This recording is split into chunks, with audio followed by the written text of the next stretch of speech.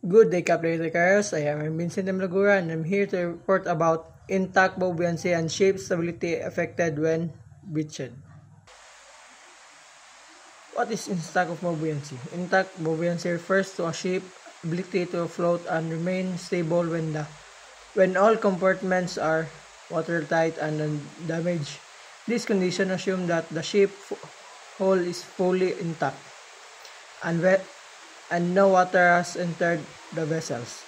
Under this condition, the ship displays a volume of water equal to their weight, allowing it to float.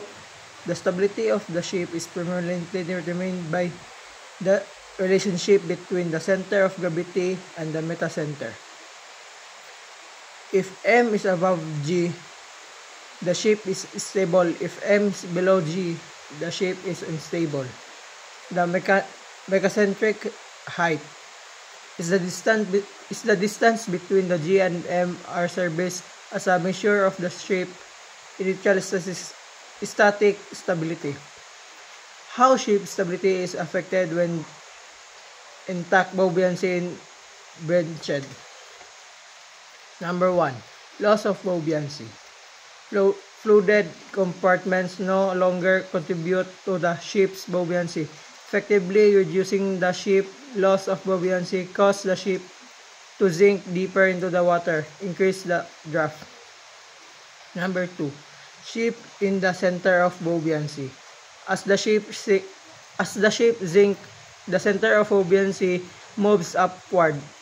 The ship's megacentric height, reducing the ship's stability. A lower GM means the ship is less resistant to rolling and may capsize more easily. Number 3. Free surface effect. Water in partially flooded tank or compartments moves to the low side as the ship hills, shifting the center of gravity toward the least. This movement exacerbates the hill, further stabilizing the vessel. Number 4. Reducing lightning moment. The lightning moment, which is the force that helps the ship return to an upright position, diminishes as the GM decreases. With a smaller GM, the ship's ability to right itself is compromised, increasing the risk of capsizing. Now, number 5. Loss of reverse bow buoyancy. The reverse of bow buoyancy is the volume of the ship's hull about the waterline that provides additional flotation. When compartments above the waterline are flooded, reverse bow buoyancy is lost, and the ship may sink further, reducing its freeboard and increasing the risk of downflooding. Conclusion: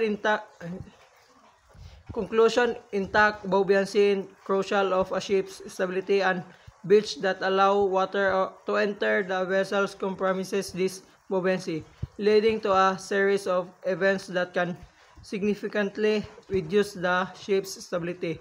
Understanding the dynamic is essential for naval architects and maritime professionals to design ships that can withstand such bench and maintain stability in adverse conditions.